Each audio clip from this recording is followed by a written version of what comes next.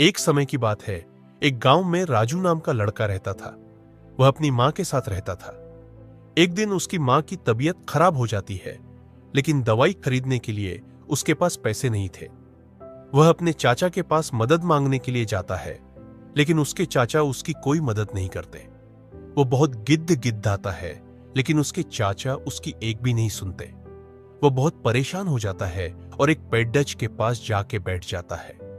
जब वह बैठकर रो रहा होता है, तभी उसके पास वनदेवी आती है। वह उससे पूछती है कि क्यों रो रहे हो।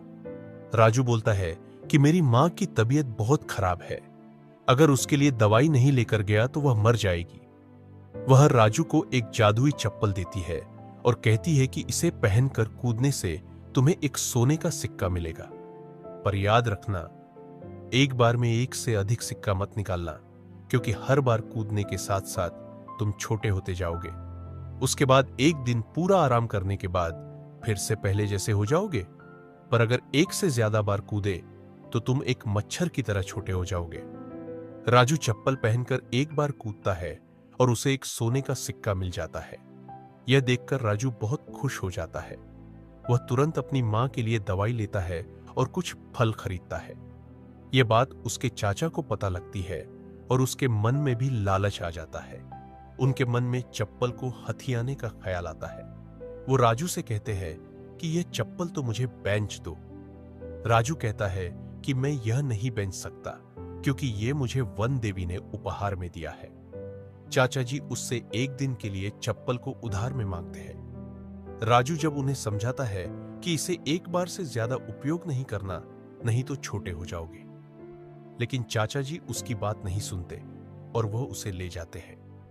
घर जाने के बाद वह बार बार कूदने लगते हैं, जिससे कि बहुत सारे सोने के सिक्के इकट्ठे हो जाते हैं। वह लालच में इतने अंधे हो गए थे कि उनको पता ही नहीं चला कि वह छोटे होते जा रहे हैं। थोड़ी देर बाद उनको ध्यान आता है कि सिक्के बहुत बड़े नजर आ रहे हैं। फिर वह घर से बाहर निकलकर देखते हैं तो सारी चीजें बहुत बड़ी दिखाई दे रही होती है। फिर अचानक उनके सामने एक मेढक आ जाता है और उन्हें खा जाता है। जब राजू उनके घर जाता है और देखता है कि उनके घर में बहुत सारे सोने के सिक्के पड़े हुए हैं, राजू समझ जाता है कि चाचा जी मच्छर की तरह छोटे हो गए हैं। उसी समय वन देवी प्रकट होती है और कहती है कि चाचा जी को मेंढक ने खा लिया। अब ये सोने के सिक्के तुम्हारे हैं। वन देवी उसे सीख देती है कि हमेशा सच्चाई की राह पर चलना और जीवन में कभी लालच नहीं करना। राजू अपना सिर हिलाता है और कहता है, मैं ऐसा ही करूंगा।